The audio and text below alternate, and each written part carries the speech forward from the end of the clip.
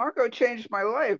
I mean, we met, she hired me, and I became what I always could be, but didn't have an avenue for. I had found my movement. The sex workers' rights movement was the movement that covered everything I cared about. I was introduced to Margo by Michael Phillips, who was her financial advisor at the time. And he thought I was this great organizer of material goods. And so he said to Margo she should hire me. She had some money from a hooker's ball at the time. So she hired me as her secretary.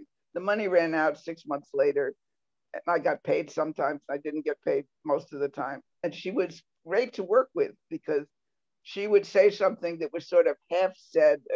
She would jump from one thing to another, and I would fill in all the missing pieces. And, I would connect all the dots, and I became a writer because of my work with her. And it just was this incredible working relationship. It was the best part of my life. She once said that she used to go through my desk every day and reorder the papers on the left side of my typewriter in order to push me in certain directions. I was completely unconscious of this. She just did whatever it was that she wanted to do, and then you would follow her. I don't know if Gail would say the same thing, but I mean, she would sometimes tell me what she wanted me to do and push me in certain directions. Her whole function was strategy. I mean, she had the balls in order to get publicity for this issue. She produced a newspaper before I came along, and then when I was there, in order to further this agenda, she went around the country and around the world talking everywhere about this issue.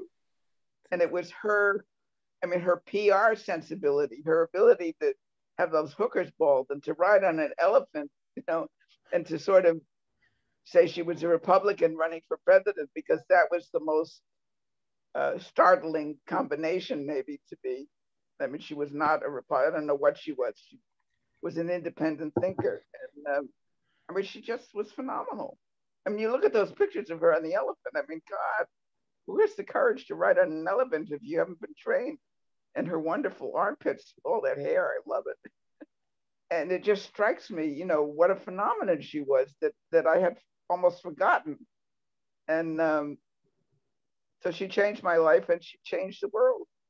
I mean, the response of sex workers to this murder, this assassination, this massacre in Atlanta has just been very, very, very heartwarming for me. That there are so many people to speak out now. It's not just one or two here or there.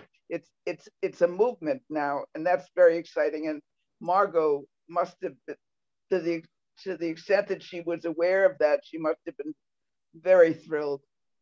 We still have a lot of work to do. I'm 82 years old, and I still have a lot of fight in me.